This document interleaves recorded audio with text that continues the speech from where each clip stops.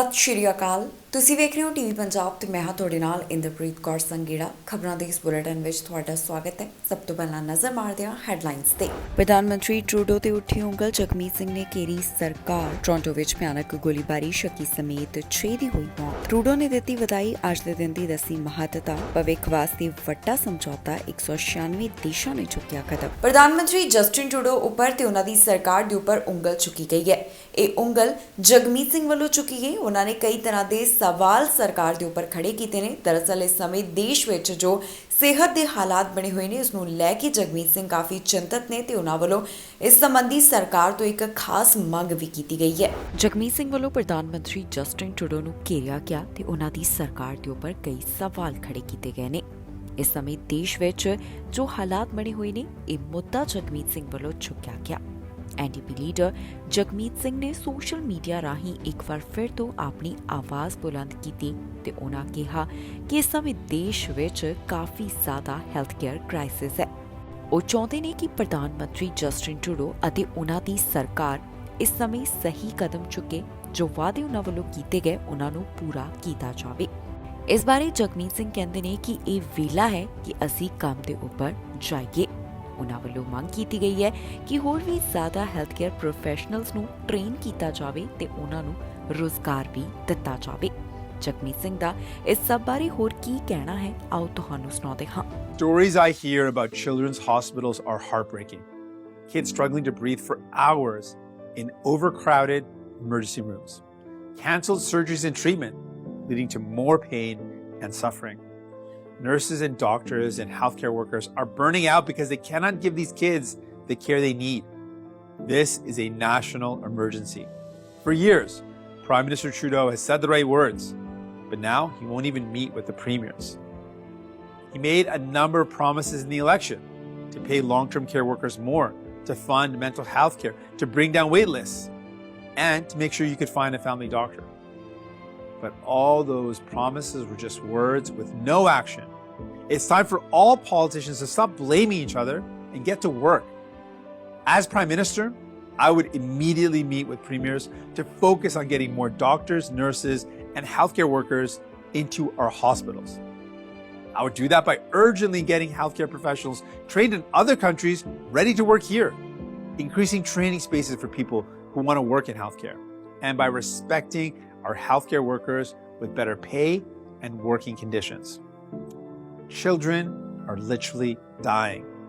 They deserve action, not more empty promises from the Prime Minister. Toronto ਵਿੱਚ ਗੋਲੀਆਂ ਚੱਲੀਆਂ ਨੇ। ਗੋਲੀ ਲੱਗਣ ਕਾਰਨ 6 ਜਾਣਿਆਂ ਦੀ ਮੌਤ ਹੋ ਗਈ। ਜਿਹੜੇ 6 ਜਾਣੇ ਇਸ ਦੌਰਾਨ ਮ੍ਰਿਤਕ ਦੱਸੇ ਜਾ ਰਹੇ ਨੇ, ਉਹਨਾਂ ਵਿੱਚ ਸਸਪੈਕਟ ਵੀ ਸ਼ਾਮਿਲ ਹੈ। ਪੁਲਿਸ ਅਧਿਕਾਰੀਆਂ ਵੱਲੋਂ ਦੱਸਿਆ ਗਿਆ ਕਿ ਕਦੋਂ ਉਹਨਾਂ ਨੂੰ ਇਸ ਗੋਲੀਬਾਰੀ ਦੀ ਘਟਨਾ ਦੇ ਬਾਰੇ ਜਾਣਕਾਰੀ ਮਿਲੀ ਤੇ ਹੁਣ ਤੱਕ ਇਸ ਬਾਰੇ ਕੀ ਅਪਡੇਟ ਸਾਹਮਣੇ ਆ ਚੁੱਕੀ ਹੈ, ਤੁਹਾਨੂੰ ਇਸ ਖਬਰ ਵਿੱਚ ਦੱਸਾਂਗੇ। ਵੱਡੀ ਖਬਰ ਓਨਟਾਰੀਓ ਸੂਬੇ ਤੋਂ ਸਾਹਮਣੇ ਆਈ, ਜਿੱਥੇ ਬਿਲਡਿੰਗ ਵਿੱਚ ਗੋਲੀਆਂ ਚੱਲੀਆਂ। ਗੋਲੀ ਲੱਗਣ ਕਾਰਨ 6 ਜਾਣਿਆਂ ਦੀ ਮੌਤ ਹੋ ਗਈ। ਜੀ ਹਾਂ, ਵੁਆਨ ਦੇ ਕੌਂਡੋ ਬਿਲਡਿੰਗ ਵਿੱਚ ਗੋਲੀਬਾਰੀ ਦਾ ਮਾਮਲਾ ਸਾਹਮਣੇ ਹੈ, ਜਿੱਥੇ ਹੁਣ ਤੱਕ 6 ਲੋਕਾਂ ਦੀ ਮੌਤ ਹੋਣ ਦੀ ਖਬਰ ਦੱਸੀ ਜਾ ਰਹੀ ਹੈ। ਯਾਰਕ ਰੀਜਨਲ ਪੁਲਿਸ ਵੱਲੋਂ ਇਸ ਬਾਰੇ ਜਾਣਕਾਰੀ ਸਾਂਝੀ ਕਰਦਿਆਂ ਦੱਸਿਆ ਗਿਆ ਕਿ ਜਿਹੜੇ 6 ਜਾਣਿਆਂ ਦੀ ਮੌਤ ਹੋਈ, ਉਹਨਾਂ ਵਿੱਚ ਸਸਪੈਕਟ ਵੀ ਸ਼ਾਮਿਲ ਹੈ। ਪੁਲਿਸ ਅਧਿਕਾਰੀਆਂ ਦਾ ਕਹਿਣਾ ਹੈ ਕਿ ਸ਼ਾਮ ਨੂੰ 7:20 ਦੇ ਕਰੀਬ ਉਹਨਾਂ ਨੂੰ ਗੋਲੀਆਂ ਚੱਲਣ ਦੀ ਵਾਰਦਾਤ ਬਾਰੇ ਪਤਾ ਚੱਲਿਆ। ਫਿਲਹਾਲ ਇਸ ਗੋਲੀਬਾਰੀ ਦਾ ਕਾਰਨ ਸਪਸ਼ਟ ਨਹੀਂ ਹੋ ਸਕਿਆ। ਇਸ ਦੇ ਕਾਰਨ ਅਜੇ ਪਤਾ ਲਗਾਏ ਜਾ ਰਹੇ ਨੇ। ਪਰ ਯਾਰਕ ਪੁਲਿਸ ਚੀਫ ਵੱਲੋਂ ਦੱਸਿਆ ਗਿਆ ਕਿ ਇਸ ਘਟਨਾ ਵਿੱਚ 5 ਲੋਕ ਮਾਰੇ ਗਏ ਤੇ ਇੱਕ ਸਸਪੈਕਟ ਦੀ ਵੀ ਜਾਨ ਗਈ ਹੈ। ਇਸ ਤੋਂ ਇਲਾਵਾ ਦੱਸਿਆ ਗਿਆ ਕਿ ਇਸ ਘਟਨਾ ਦਾ ਆਮ ਲੋਕਾਂ ਨੂੰ ਕੋਈ ਵੀ ਖਤਰਾ ਨਹੀਂ ਹੈ। ਇਸ ਤੋਂ ਇਲਾਵਾ ਦੱਸਿਆ ਜਾ ਰਿਹਾ ਹੈ ਕਿ ਗੋਲੀਬਾਰੀ ਦੀ ਇਸ ਘਟਨਾ ਵਿੱਚ 6ਵਾਂ ਪੀੜਤ ਗੰਭੀਰ ਜ਼ਖਮੀ ਹੈ, ਜਿਸ ਨੂੰ ਹਸਪਤਾਲ ਵਿੱਚ ਭਰਤੀ ਕਰਵਾਇਆ ਗਿਆ। ਹੁਣ ਤੱਕ ਦੀ ਜਾਣਕਾਰੀ ਦੇ ਵਿੱਚ ਇਹੀ ਦੱਸਿਆ ਜਾ ਰਿਹਾ ਹੈ ਕਿ ਉਸ ਦੀ ਜਾਨ ਬਚਾਉਣ ਦੀ ਕੋਸ਼ਿਸ਼ ਜਾਰੀ ਹੈ। ਅਧਿਕਾਰੀਆਂ ਦਾ ਕਹਿਣਾ ਹੈ ਕਿ ਪੀੜਤਾਂ ਦੇ ਪਰਿਵਾਰਾਂ ਨੂੰ ਸੂਚਿਤ ਕੀਤਾ ਗਿਆ, ਜਿਸ ਦੀ ਪ੍ਰੋਸੈਸਿੰਗ ਅਜੇ ਚੱਲ ਰਹੀ ਹੈ। ਫਿਲਹਾਲ ਪੀੜਤਾਂ ਦੇ ਬਾਰੇ ਬਹੁਤੀ ਜਾਣਕਾਰੀ ਅਜੇ ਉਹਨਾਂ ਵੱਲੋਂ ਜਨਤਕ ਨਹੀਂ ਕੀਤੀ ਗਈ ਤੇ ਨਾ ਹੀ ਉਹਨਾਂ ਦੇ ਨਾਮ ਦੱਸੇ ਗਏ ਨੇ। ਪੁਲਿਸ ਵੱਲੋਂ ਕੀਤੀ ਗੋਲੀਬਾਰੀ ਵਿੱਚ ਕਿਸੇ ਦੇ ਜ਼ਖਮੀ ਹੋਣ ਜਾਂ ਫਿਰ ਮਾਰੇ ਜਾਣ ਦੀ ਘਟਨਾ ਦੀ ਜਾਂਚ ਕਰਨ ਵਾਲੀ ਇਕਾਈ ਸਪੈਸ਼ਲ ਇਨਵੈਸਟੀਗੇਸ਼ਨ ਯੂਨਿਟ ਨੇ ਇੱਕ ਨਿਊਜ਼ ਰਿਲੀਜ਼ ਵਿੱਚ ਦੱਸਿਆ ਕਿ ਪੁਲਿਸ ਵੱਲੋਂ ਜਿਨ੍ਹਾਂ ਨੂੰ ਮਾਰਿਆ ਗਿਆ, ਉਸ ਵਿਅਕਤੀ ਦੀ ਉਮਰ 73 ਸਾਲ ਦੇ ਕਰੀਬ ਹੈ। ਇਸ ਸਸਪੈਕਟ ਨੂੰ ਮੌਕੇ ਵਾਲੀ ਥਾਂ ਦੇ ਉੱਪਰ ਹੀ ਮ੍ਰਿਤਕ ਐਲਾਨ ਕੀਤਾ ਗਿਆ, ਜਿਸ ਦਾ ਹੁਣ ਪੋਸਟਮਾਰਟਮ ਕੀਤਾ ਜਾਵੇਗਾ। ਫਿਲਹਾਲ ਪੁਲਿਸ ਅਧਿਕਾਰੀਆਂ ਦਾ ਕਹਿਣਾ ਹੈ ਕਿ ਉਹ ਇਸ ਮਾਮਲੇ ਦੀ ਵਧੇਰੇ ਜਾਂਚ ਕਰ ਰਹੇ ਨੇ, ਜਿਸ ਤੋਂ ਬਾਅਦ ਅਗਲੀ ਅਪਡੇਟ ਜਾਰੀ ਕੀਤੀ ਜਾਵੇਗੀ। ਹੁਣ ਤੱਕ ਦੀ ਜਾਣਕਾਰੀ ਦੇ ਵਿੱਚ ਉਹਨਾਂ ਵੱਲੋਂ ਇਹਨਾਂ तमाम ਗੱਲਾਂ ਦਾ ਜ਼ਿਕਰ ਕੀਤਾ ਗਿਆ। ਜੂਇਸ਼ ਕੈਨੇਡੀਅਨਸ ਨੂੰ ਪ੍ਰਧਾਨ ਮੰਤਰੀ ਜਸਟਿਨ ਟਰੂਡੋ ਵੱਲੋਂ ਵਧਾਈ ਦਿੱਤੀ ਗਈ। ਅੱਜ ਦੇ ਦਿਹਾੜੇ ਦਾ ਜ਼ਿਕਰ ਕਰਦਿਆਂ ਉਹਨਾਂ ਵੱਲੋਂ ਅੱਜ ਦੇ ਦਿਨ ਦੀ ਮਹੱਤਤਾ ਦੱਸੀ ਗਈ ਹੈ। ਇਸ ਦੌਰਾਨ ਪ੍ਰਧਾਨ ਮੰਤਰੀ ਵੱਲੋਂ ਖੁਦ ਦੇ ਸੋਸ਼ਲ ਮੀਡੀਆ ਪਲੇਟਫਾਰਮ ਦੇ ਉੱਪਰ ਇੱਕ ਸੁਨੇਹਾ ਜਾਰੀ ਕੀਤਾ ਗਿਆ। ਪ੍ਰਧਾਨ ਮੰਤਰੀ ਜਸਟਿਨ ਟਰੂਡੋ ਵੱਲੋਂ ਵਧਾਈ ਦਿੱਤੀ ਗਈ ਹੈ। ਉਹਨਾਂ ਵੱਲੋਂ ਜੂਇਸ਼ ਕੈਨੇਡੀਅਨਸ ਨੂੰ ਖਾਸ ਵਧਾਈ ਦਿੱਤੀ ਗਈ, ਜਿਸ ਦੌਰਾਨ ਉਹਨਾਂ ਵੱਲੋਂ ਅੱਜ ਦੇ ਦਿਨ ਦੀ ਮਹੱਤਤਾ ਦਾ ਜ਼ਿਕਰ ਕੀਤਾ ਗਿਆ। ਪ੍ਰਧਾਨ ਮੰਤਰੀ ਜਸਟਿਨ ਟਰੂਡੋ ਦਾ ਇਸ ਦੇ ਬਾਰੇ ਕੀ ਕਹਿਣਾ ਹੈ, ਆਓ ਤੁਹਾਨੂੰ ਸੁਣਾਉਂਦੇ ਹਾਂ। Hello everyone. Today at sundown, Jewish communities in Canada and around the world will celebrate the first night of Hanukkah. This is a time for family and friends to come together and tell the story of the Maccabees and to practice traditions that have been around for generations. Traditions like frying latkes and eating sufganiyot, singing songs and spinning dreidels, and lighting the candles of the menorah for 8 nights. It's also a time to reflect on the strength and perseverance of the Jewish people. Throughout history, they've shown incredible resilience in the face of exile and persecution. Unfortunately, in 2022, they continue to face anti-Semitism, both in Canada and around the world. But the flames of the menorah remind us that light will always drown out darkness, and that every challenge, no matter how great, can be overcome. Today, we will build a better country, a country where every Canadian can live their lives free from hatred, where we will always celebrate the diversity that makes Canada strong. From my family to yours, I wish everyone celebrating a very happy Hanukkah. Chag Hanukkah Sameach. ਭਵਿੱਖ ਵਾਸਤੇ ਵੱਡਾ ਸਮਝੌਤਾ ਕੀਤਾ ਗਿਆ। ਸੰਮੇਲਨ ਵਿੱਚ 196 ਦੇਸ਼ਾਂ ਵੱਲੋਂ ਹਿੱਸਾ ਲਿਆ ਗਿਆ, ਜਿਨ੍ਹਾਂ ਨੇ ਇੱਕ ਦੂਸਰੇ ਨਾਲ ਵਿਚਾਰ ਵਟਾਂਦਰਾ ਕਰਕੇ ਵੱਡਾ ਫੈਸਲਾ ਲਿਆ, ਜਿਸ ਨਾਲ ਭਵਿੱਖ ਵਿੱਚ ਕਾਫੀ ਚੀਜ਼ਾਂ ਬਚਾਈਆਂ ਜਾਣਗੀਆਂ। ਮੌਂਟਰੀਅਲ ਵਿੱਚ ਸੰਯੁਕਤ ਰਾਸ਼ਟਰ ਦੀ ਕਾਨਫਰੰਸ ਦੌਰਾਨ ਇੱਕ ਇਤਿਹਾਸਕ ਸਮਝੌਤਾ ਹੋਇਆ। ਇਹ ਸਮਝੌਤਾ ਬਾਇਓਡਾਇਵਰਸਿਟੀ ਕਾਨਫਰੰਸ ਦੌਰਾਨ ਮੌਂਟਰੀਅਲ ਵਿੱਚ ਹੋਇਆ, ਜਿੱਥੇ ਕੁਦਰਤ ਨਾਲ ਹੋ ਰਹੇ ਨੁਕਸਾਨ ਨੂੰ ਰੋਕਣ ਵਾਸਤੇ ਇੱਕ ਕਦਮ ਚੁੱਕਿਆ ਗਿਆ ਹੈ। ਇਸ ਬਾਇਓਡਾਇਵਰਸਿਟੀ ਸਿਖਰ ਸੰਮੇਲਨ ਵਿੱਚ ਕਈ ਦੇਸ਼ਾਂ ਨੇ ਹਿੱਸਾ ਲਿਆ। ਇਸ ਵਿੱਚ ਸ਼ਾਮਿਲ ਦੇਸ਼ਾਂ ਨੇ 4 ਟੀਚਿਆਂ ਅਤੇ 23 ਟਾਰਗੇਟਸ ਤੇ ਸਹਿਮਤੀ ਦਾ ਪ੍ਰਗਟਾਵਾ ਕੀਤਾ। ਇਹਨਾਂ ਟਾਰਗੇਟਸ ਵਿੱਚ ਸਾਲ 2030 ਤੱਕ ਦੁਨੀਆ ਦੇ 30% ਜ਼ਮੀਨ, ਪਾਣੀ ਤੇ ਸਮੁੰਦਰੀ ਖੇਤਰ ਦੀ ਰੱਖਿਆ ਕਰਨਾ ਤੇ ਨਾਲ ਹੀ ਸਾਲ 2030 ਵਿੱਚ ਸਾਰੇ ਪਬਲਿਕ ਤੇ ਪ੍ਰਾਈਵੇਟ ਸਰੋਤਾਂ ਤੋਂ ਘਰੇਲੂ ਤੇ ਅੰਤਰਰਾਸ਼ਟਰੀ ਜੈਵ ਵਿਭਿੰਨਤਾ ਵਾਸਤੇ ਹਰ ਸਾਲ ਘੱਟੋ-ਘੱਟ $200 ਬਿਲੀਅਨ ਫੰਡਿੰਗ ਜੁਟਾਉਣਾ ਸ਼ਾਮਿਲ ਹੈ। ਇਸ ਦੇ ਨਾਲ ਹੀ ਕੁਦਰਤ ਵਾਸਤੇ ਨੁਕਸਾਨ ਦੀ ਸਬਸਿਡੀਆਂ ਨੂੰ ਸਾਲ 2030 ਤੱਕ ਘੱਟੋ-ਘੱਟ $500 ਬਿਲੀਅਨ ਘੱਟ ਕਰਨ ਦਾ ਟਾਰਗੇਟ ਰੱਖਿਆ ਗਿਆ। ਇਸ ਤੋਂ ਇਲਾਵਾ ਡਿਵੈਲਪਡ ਦੇਸ਼ਾਂ ਨੂੰ ਵਿਕਾਸਸ਼ੀਲ ਦੇਸ਼ਾਂ ਵਾਸਤੇ 2025 ਤੱਕ ਹਰ ਸਾਲ ਘੱਟੋ-ਘੱਟ $20 ਬਿਲੀਅਨ ਅਤੇ 2030 ਤੱਕ ਹਰ ਸਾਲ $30 ਬਿਲੀਅਨ ਦੇਣ ਵਾਸਤੇ ਵਚਨਬੱਧਤਾ ਦਾ ਪ੍ਰਗਟਾਵਾ ਕੀਤਾ ਗਿਆ। ਦੱਸ ਦਈਏ ਕਿ ਇਸ ਦਾ ਨਾਮ Kunming Montreal global biodiversity framework ਰੱਖਿਆ ਗਿਆ ਸੀ। ਸੰਮੇਲਨ ਵਿੱਚ 196 ਦੇਸ਼ਾਂ ਵਿਚਾਲੇ ਲਗਭਗ 2 ਹਫ਼ਤਿਆਂ ਦੀ ਗੱਲਬਾਤ ਤੋਂ ਬਾਅਦ ਅੰਤਿਮ ਸਮਝੌਤਾ ਹੋਇਆ ਹੈ। ਇਹ ਦੇਸ਼ ਕੁਦਰਤੀ ਮਨੁੱਖੀ ਵਿਨਾਸ਼ ਨੂੰ ਰੋਕਣ ਅਤੇ ਨੁਕਸਾਨ ਦੇ ਹੋਣ ਤੋਂ ਬਚਾਉਣ ਵਾਸਤੇ ਕਦਮ ਚੁੱਕਣਗੇ। ਸੰਯੁਕਤ ਰਾਸ਼ਟਰ ਦਾ ਇਸ ਬਾਰੇ ਕਹਿਣਾ ਹੈ ਕਿ ਮਨੁੱਖੀ ਐਕਟੀਵਿਟੀਜ਼ ਕਾਰਨ ਦੁਨੀਆ ਦੀ 3/4 ਧਰਤੀ ਵਿੱਚ ਤਬਦੀਲੀ ਆ ਰਹੀ ਹੈ, ਜਿਸ ਦੇ ਨਤੀਜੇ ਵਜੋਂ ਇਸ ਸਦੀ ਵਿੱਚ 10 ਲੱਖ ਪ੍ਰਜਾਤੀਆਂ ਦੇ ਵਿਨਾਸ਼ ਦਾ ਸਾਹਮਣਾ ਕਰਨਾ ਪੈ ਸਕਦਾ ਹੈ। ਜਲਵਾਯੂ ਪਰਿਵਰਤਨ, ਪ੍ਰਦੂਸ਼ਣ ਤੇ ਕੁਦਰਤੀ ਆਵਾਸ ਦੇ ਨੁਕਸਾਨ ਨੇ ਜੈਵ ਵਿਭਿੰਨਤਾ ਨੂੰ ਕਾਫੀ ਨੁਕਸਾਨ ਪਹੁੰਚਾਇਆ। ਸਾਲ 2019 ਵਿੱਚ ਇੱਕ ਅੰਦਾਜ਼ੇ ਅੰਦਰ ਚੇਤਾਵਨੀ ਦਿੱਤੀ ਗਈ ਸੀ ਕਿ ਆਉਣ ਵਾਲੇ ਸਮੇਂ ਵਿੱਚ 10 ਲੱਖ ਪੌਦਿਆਂ ਤੇ ਜਾਨਵਰਾਂ ਦੀਆਂ ਪ੍ਰਜਾਤੀਆਂ ਖਤਮ ਹੋ ਜਾਣਗੀਆਂ। ਇਹ ਨੁਕਸਾਨ ਦੀ ਦਰ ਉਮੀਦ ਨਾਲੋਂ 1000 ਗੁਣਾ ਵੱਧ ਹੈ। ਕਾਨਫਰੰਸ ਵਿੱਚ ਕਾਫੀ ਗੱਲਾਂ ਨੂੰ ਲੈ ਕੇ ਜ਼ਿਕਰ ਕੀਤਾ ਗਿਆ, ਜਿੱਥੇ ਅਲੱਗ-ਅਲੱਗ ਦੇਸ਼ਾਂ ਵੱਲੋਂ ਆਪਣੇ ਵਿਚਾਰ ਸਾਂਝੇ ਕੀਤੇ ਗਏ। ਇੱਕ ਅਜਿਹਾ ਮਾਮਲਾ ਸਾਹਮਣੇ ਹੈ ਜਿੱਥੇ ਵਾਹਨ ਦੀ ਔਰਤ ਨੂੰ ਟੱਕਰ ਲੱਗੀ ਹੈ। ਹਾਦਸੇ ਵਿੱਚ ਔਰਤ ਜ਼ਖਮੀ ਹੋਈ ਤੇ ਉਸ ਦੀ ਮੌਤ ਹੋਣ ਦੇ ਬਾਰੇ ਵੀ ਅਧਿਕਾਰੀਆਂ ਵੱਲੋਂ ਦੱਸਿਆ ਜਾ ਰਿਹਾ ਹੈ। ਪੁਲਿਸ ਅਧਿਕਾਰੀਆਂ ਵੱਲੋਂ ਅਜੇ ਤੱਕ ਪੀੜਤ ਦੀ ਪਹਿਚਾਣ ਨਹੀਂ ਦੱਸੀ ਗਈ। ਖਬਰ ਵੌਨ ਤੋਂ ਸਾਹਮਣੇ ਆ ਰਹੀ ਹੈ, ਜਿੱਥੇ ਵਾਹਨ ਦੀ ਟੱਕਰ ਲੱਗੀ ਤੇ ਔਰਤ ਦੀ ਮੌਤ ਹੋ ਗਈ। ਪੁਲਿਸ ਅਧਿਕਾਰੀਆਂ ਵੱਲੋਂ ਇਸ ਘਟਨਾ ਸੰਬੰਧੀ ਜਾਂਚ ਪੜਤਾਲ ਕੀਤੀ ਜਾ ਰਹੀ ਹੈ ਤੇ ਨਾਲ ਹੀ ਉਹਨਾਂ ਨੇ ਹੁਣ ਤੱਕ ਦੀ ਅਪਡੇਟ ਜਾਰੀ ਕੀਤੀ। ਯਾਰਕ ਪੁਲਿਸ ਦੇ ਦੱਸਣ ਮੁਤਾਬਕ ਇਹ ਮਾਮਲਾ 3:45 ਦੇ ਕਰੀਬ ਹਾਈਵੇ 7 ਦੇ ਨੇੜਿਓਂ ਸਾਹਮਣੇ ਆਇਆ। ਪੁਲਿਸ ਅਧਿਕਾਰੀਆਂ ਦਾ ਕਹਿਣਾ ਹੈ ਕਿ ਜਿਸ ਔਰਤ ਨੂੰ ਵਾਹਨ ਦੀ ਟੱਕਰ ਲੱਗੀ ਹੈ, ਉਸ ਦੀ ਮੌਕੇ ਵਾਲੀ ਥਾਂ ਦੇ ਉੱਪਰ ਹੀ ਮੌਤ ਹੋ ਗਈ। ਫਿਲਹਾਲ ਇਸ ਪੀੜਤ ਔਰਤ ਦੀ ਪਹਿਚਾਣ ਜਨਤਕ ਨਹੀਂ ਕੀਤੀ ਗਈ। ਇਹ ਵੀ ਦੱਸਿਆ ਜਾ ਰਿਹਾ ਹੈ ਕਿ ਜੋ ਵਾਹਨ ਨੂੰ ਚਲਾਉਣ ਵਾਲਾ ਡਰਾਈਵਰ ਸੀ ਉਹ ਮੌਕੇ ਵਾਲੀ ਥਾਂ ਦੇ ਉੱਪਰ ਹੀ ਮੌਜੂਦ ਰਿਹਾ ਤੇ ਉਸ ਵੱਲੋਂ ਜਾਂਚ ਵਿੱਚ ਸਹਿਯੋਗ ਦਿੱਤਾ ਜਾ ਰਿਹਾ ਹੈ। ਇਸ ਤੋਂ ਇਲਾਵਾ ਪੁਲਿਸ ਅਧਿਕਾਰੀਆਂ ਵੱਲੋਂ ਕੋਈ ਬਹੁਤੀ ਜਾਣਕਾਰੀ ਜਨਤਕ ਨਹੀਂ ਕੀਤੀ ਗਈ।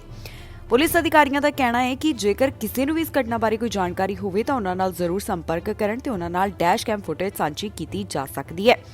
ਮੌਕੇ ਵਾਲੀ ਥਾਂ ਨੂੰ ਕੁਝ ਸਮੇਂ ਲਈ ਬੰਦ ਰੱਖਿਆ ਗਿਆ ਪਰ ਬਾਅਦ ਦੇ ਵਿੱਚ ਇਸ ਨੂੰ ਦੁਬਾਰਾ ਖੋਲ੍ਹ ਦਿੱਤਾ ਗਿਆ। ਇਸ ਤੋਂ ਇਲਾਵਾ ਪੁਲਿਸ ਅਧਿਕਾਰੀ ਸਮੇਂ-ਸਮੇਂ ਦੇ ਉੱਪਰ ਟਵਿੱਟਰ ਰਾਹੀਂ ਵੀ ਜਾਣਕਾਰੀ ਜਨਤਕ ਕਰਦੇ ਹੋਏ ਦਿਖਾਈ ਦੇ ਰਹੇ ਨੇ। ਪੁਲਿਸ ਅਧਿਕਾਰੀਆਂ ਦਾ ਕਹਿਣਾ ਹੈ ਕਿ ਮਾਮਲੇ ਦੀ ਵਧੇਰੇ ਜਾਂਚ ਪੜਤਾਲ ਜਾਰੀ ਹੈ, ਜਿਸ ਤੋਂ ਬਾਅਦ ਅਗਲੀ ਅਪਡੇਟ ਜਾਰੀ ਕੀਤੀ ਜਾਵੇਗੀ। ਔਰ ਇਹਦੇ ਉੱਪਰ ਚਾਕੂ ਨਾਲ ਹਮਲਾ ਕੀਤਾ ਗਿਆ। ਛੁਰੇਬਾਜ਼ੀ ਦੇ ਇਸ ਮਾਮਲੇ ਵਿੱਚ ਔਰਤ ਜ਼ਖਮੀ ਦੱਸੀ ਜਾ ਰਹੀ ਹੈ, ਜਿਸ ਦਾ ਹਸਪਤਾਲ ਵਿੱਚ ਇਲਾਜ ਚੱਲ ਰਿਹਾ ਹੈ। ਪੁਲਿਸ ਅਧਿਕਾਰੀ ਫਿਲਹਾਲ ਇਸ ਘਟਨਾ ਦੇ ਸੰਬੰਧ ਵਿੱਚ ਵਧੇਰੇ ਜਾਂਚ ਪੜਤਾਲ ਕਰ ਰਹੇ ਹਨ। ਬਹੁਤੀ ਡਿਟੇਲ ਉਹਨਾਂ ਵੱਲੋਂ ਜਨਤਕ ਨਹੀਂ ਕੀਤੀ ਗਈ। ਪਿਕਰਿੰਗ ਤੋਂ ਛੁਰੇਬਾਜ਼ੀ ਦੀ ਘਟਨਾ ਸਾਹਮਣੇ ਆਈ ਹੈ, ਜਿੱਥੇ ਔਰਤ ਗੰਭੀਰ ਰੂਪ ਵਿੱਚ ਜ਼ਖਮੀ ਦੱਸੀ ਜਾ ਰਹੀ ਹੈ। ਪੁਲਿਸ ਅਧਿਕਾਰੀ ਇਸ ਮਾਮਲੇ ਦੀ ਜਾਂਚ ਕਰ ਰਹੇ ਨੇ। ਉਹਨਾਂ ਵੱਲੋਂ ਹੁਣ ਤੱਕ ਦੀ ਅਪਡੇਟ ਜਾਰੀ ਕੀਤੀ ਗਈ। ਪੁਲਿਸ ਦਾ ਇੱਕ ਟਵੀਟ ਸਾਹਮਣੇ ਆਇਆ, ਜਿੱਥੇ ਦੋਹਰਮ ਪੁਲਿਸ ਵੱਲੋਂ ਦੱਸਿਆ ਗਿਆ ਕਿ ਇਹ ਘਟਨਾ 7 ਵਜੇ ਦੇ ਕਰੀਬ ਸਾਹਮਣੇ ਆਈ। ਕੁਝ ਸਮੇਂ ਉਹਨਾਂ ਵੱਲੋਂ ਇਹ ਗੱਲ ਕਹੀ ਗਈ ਸੀ ਕਿ ਘਟਨਾ ਵਾਲੀ ਥਾਂ ਦੇ ਨੇੜੇ ਆਉਣ ਤੋਂ ਪਰਹੇਜ਼ ਕੀਤਾ ਜਾਵੇ। ਇਸ ਘਟਨਾ ਨਾਲ ਜੁੜੀ ਹੋਈ ਪੀੜਤ ਦੇ ਬਾਰੇ ਕੋਈ ਬਹੁਤੀ ਪਹਿਚਾਣ ਜਨਤਕ ਨਹੀਂ ਕੀਤੀ ਗਈ। ਪੁਲਿਸ ਅਧਿਕਾਰੀਆਂ ਦਾ ਕਹਿਣਾ ਹੈ ਕਿ ਚਾਕੂ ਲੱਗਣ ਕਾਰਨ ਇੱਕ ਔਰਤ ਕਾਫੀ ਜ਼ਿਆਦਾ ਜ਼ਖਮੀ ਹੋਈ ਹੈ, ਪਰ ਹੁਣ ਉਸ ਦੀ ਹਾਲਤ ਸਥਿਰ ਦੱਸੀ ਜਾ ਰਹੀ ਹੈ। ਪੁਲਿਸ ਅਧਿਕਾਰੀਆਂ ਦੇ ਦੱਸਣ ਮੁਤਾਬਕ ਇਸ ਔਰਤ ਨੂੰ ਜ਼ਖਮੀ ਹਾਲਤ ਵਿੱਚ ਹਸਪਤਾਲ ਭਰਤੀ ਕਰਵਾਇਆ ਗਿਆ। ਇਸ ਤੋਂ ਇਲਾਵਾ ਕਾਰਵਾਈ ਕਰਦਿਆਂ ਇੱਕ ਵਿਅਕਤੀ ਨੂੰ ਹਿਰਾਸਤ ਵਿੱਚ ਵੀ ਲਿਆ ਹੈ। ਜਿਹੜੇ ਵਿਅਕਤੀ ਨੂੰ ਹਿਰਾਸਤ ਵਿੱਚ ਲਿਆ ਗਿਆ ਉਸ ਦੀ ਪਹਿਚਾਣ ਅਜੇ ਨਹੀਂ ਦੱਸੀ ਗਈ ਤੇ ਨਾ ਹੀ ਉਸ ਬਾਰੇ ਕੋਈ ਬਹੁਤੀ ਡਿਟੇਲ ਦਿੱਤੀ ਗਈ ਹੈ।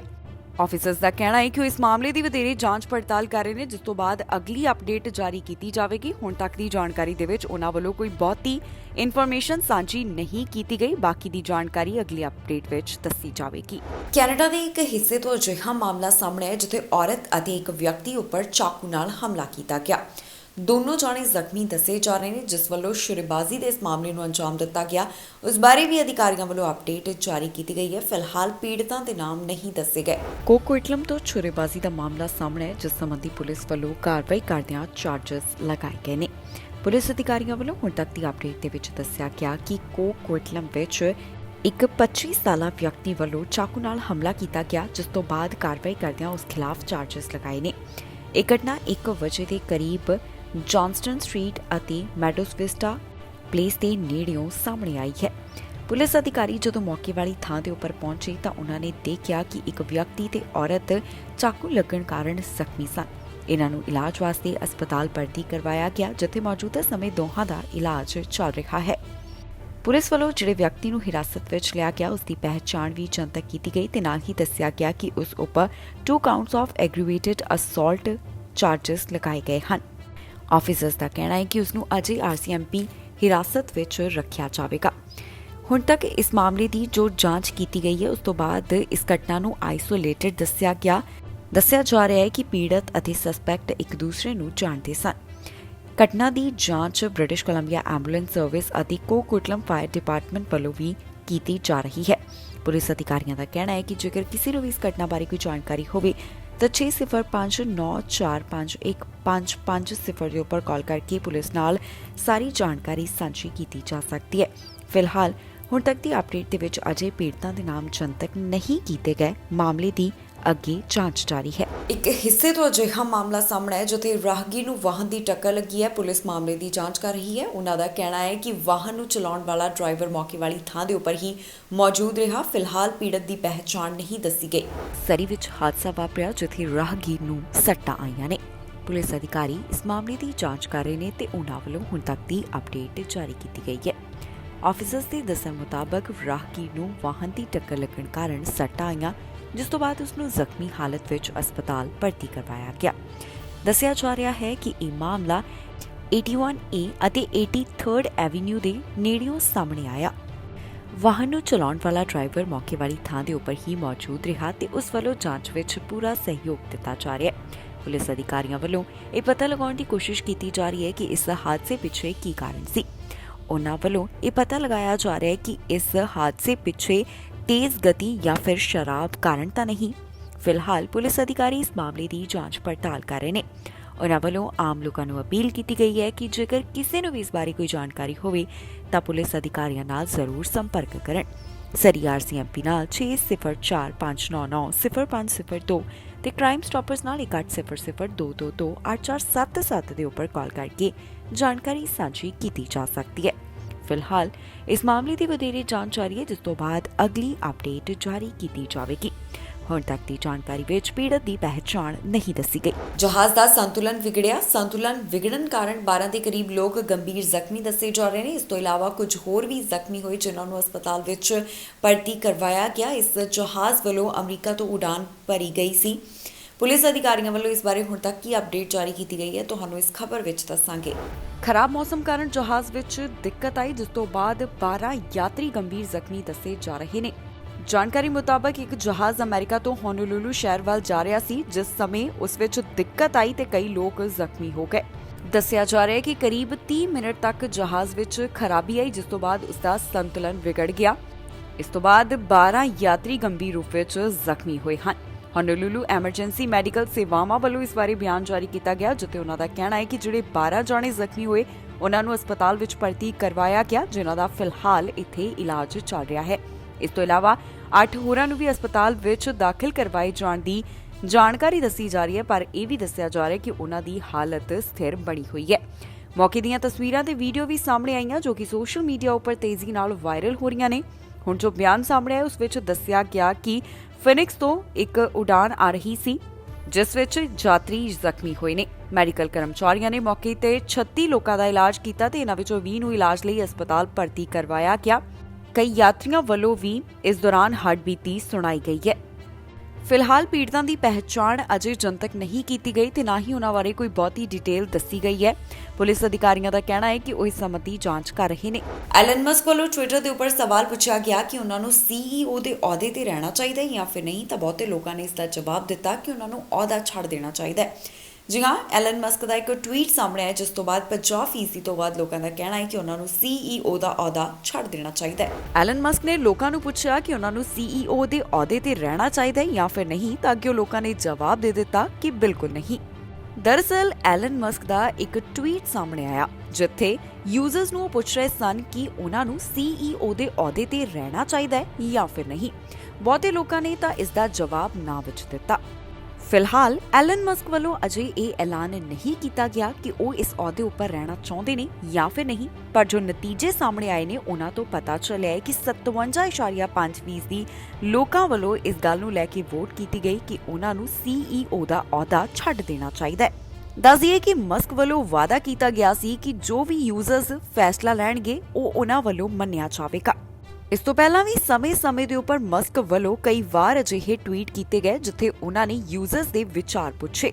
ਇਸ ਤੋਂ ਪਹਿਲਾਂ ਅਮਰੀਕਾ ਦੇ ਸਾਬਕਾ ਰਾਸ਼ਟਰਪਤੀ ਡੋਨਲਡ ਟਰੰਪ ਵਾਸਤੇ ਵੀ ਉਹਨਾਂ ਵੱਲੋਂ ਇੱਕ ਟਵੀਟ ਕੀਤਾ ਗਿਆ ਸੀ, ਜਿੱਥੇ ਐਲਨ ਮਸਕ ਨੇ ਪੁੱਛਿਆ ਸੀ ਕਿ ਟਰੰਪ ਦਾ ਅਕਾਊਂਟ ਉਹਨਾਂ ਨੂੰ ਵਾਪਸ ਕਰਨਾ ਚਾਹੀਦਾ ਹੈ ਜਾਂ ਫਿਰ ਨਹੀਂ।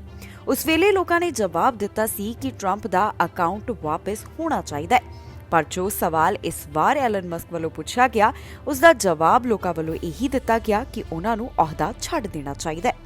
ਹੁਣ ਦੇਖਣਾ ਹੋਵੇਗਾ ਕਿ ਐਲਨ ਮਸਕ ਇਸ ਬਾਰੇ ਕੀ ਐਲਾਨ ਕਰਦੇ ਨੇ। ਫਿਲਹਾਲ ਉਹਨਾਂ ਵੱਲੋਂ ਇਸ ਬਾਰੇ ਕੋਈ ਵੀ ਜਾਣਕਾਰੀ ਸਾਂਝੀ ਨਹੀਂ ਕੀਤੀ ਗਈ। ਇੱਕ ਹਿੱਸੇ ਤੋਂ ਗੋਲੀਬਾਰੀ ਦਾ ਇੱਕ ਅਜਿਹਾ ਮਾਮਲਾ ਸਾਹਮਣੇ ਆਇਆ, ਜਿੱਥੇ ਗੋਲੀਆਂ ਲੱਗਣ ਕਾਰਨ 2 ਟੀਨੇਜਰਸ ਦੀ ਮੌਤ ਹੋ ਗਈ ਤੇ ਕੁਝ ਜ਼ਖਮੀ ਵੀ ਦੱਸੇ ਜਾ ਰਹੇ ਨੇ। ਪੁਲਿਸ ਅਧਿਕਾਰੀ ਮਾਮਲੇ ਦੀ ਜਾਂਚ ਕਰ ਰਹੇ ਨੇ। ਪੀੜਤਾਂ ਦੀ ਪਹਿਚਾਣ ਨਹੀਂ ਦੱਸੀ ਗਈ। ਅਮਰੀਕਾ ਦੇ ਇੱਕ ਹਿੱਸੇ ਵਿੱਚ ਗੋਲੀਆਂ ਚੱਲੀਆਂ, ਜਿੱਥੇ 2 ਟੀਨੇਜਰਸ ਦੀ ਮੌਤ ਹੋ ਗਈ ਤੇ ਕਈ ਜਾਣੇ ਜ਼ਖਮੀ ਦੱਸੇ ਜਾ ਰਹੇ ਨੇ। ਇਹ ਖਬਰ ਐਟਲਾਂਟਾ ਅਪਾਰਟਮੈਂਟ ਕੰਪਲੈਕਸ ਦੇ ਨਾਲ ਜੁੜੀ ਹੋਈ ਹੈ। ਪੁਲਿਸ ਅਧਿਕਾਰੀ ਇਸ ਦੀ ਜਾਂਚ ਕਰ ਰਹੇ ਨੇ। ਹੁਣ ਤੱਕ ਦੀ ਅਪਡੇਟ ਦੇ ਵਿੱਚ ਦੱਸਿਆ ਗਿਆ ਕਿ ਇਹ ਮਾਮਲਾ 5:09 ਦੇ ਕਰੀਬ ਸਾਹਮਣੇ ਆਇਆ, ਜਿੱਥੇ ਐਟਲਾਂਟਾ ਪੁਲਿਸ ਨੂੰ ਦੱਸਿਆ ਗਿਆ ਕਿ ਅਪਾਰਟਮੈਂਟ ਕੰਪਲੈਕਸ ਵਿੱਚ ਗੋਲੀਆਂ ਚੱਲੀਆਂ ਨੇ। ਇਸ ਦੌਰਾਨ 14 ਸਾਲਾ ਲੜਕਾ ਤੇ 16 ਸਾਲ ਦੇ ਟੀਨੇਜਰ ਨੂੰ ਮੌਕੇ ਵਾਲੀ ਥਾਂ ਦੇ ਉੱਪਰ ਹੀ ਮ੍ਰਿਤਕ ਐਲਾਨ ਕੀਤਾ ਗਿਆ, ਜਿਸ ਬਾਰੇ ਪੁਲਿਸ ਨੇ ਖੁਦ ਪੁਸ਼ਟੀ ਕੀਤੀ ਹੈ। ਇਸ ਤੋਂ ਇਲਾਵਾ ਉਹਨਾਂ ਵੱਲੋਂ ਦੱਸਿਆ ਗਿਆ ਕਿ 11 ਸਾਲ ਦੇ ਲੜਕੇ, 15 ਸਾਲ ਦੀ ਲੜਕੀ ਤੇ 15 ਸਾਲ ਦੇ ਇੱਕ ਲੜਕੇ ਨੂੰ ਹਸਪਤਾਲ ਵਿੱਚ ਭਰਤੀ ਕਰਵਾਇਆ ਗਿਆ, ਜਿਨ੍ਹਾਂ ਨੂੰ ਗੋਲੀਆਂ ਲੱਗੀਆਂ ਤੇ ਉਹ ਜ਼ਖਮੀ ਦੱਸੇ ਗਏ ਨੇ। ਅਧਿਕਾਰੀਆਂ ਦਾ ਕਹਿਣਾ ਹੈ ਕਿ ਕੁਝ ਪੀੜਤਾਂ ਨੂੰ ਪ੍ਰਾਈਵੇਟ ਵਾਹਨ ਦੇ ਜ਼ਰੀਏ ਵੀ ਮੌਕੇ ਵਾਲੀ ਥਾਂ ਤੋਂ ਹਸਪਤਾਲ ਪਹੁੰਚਾਇਆ ਗਿਆ।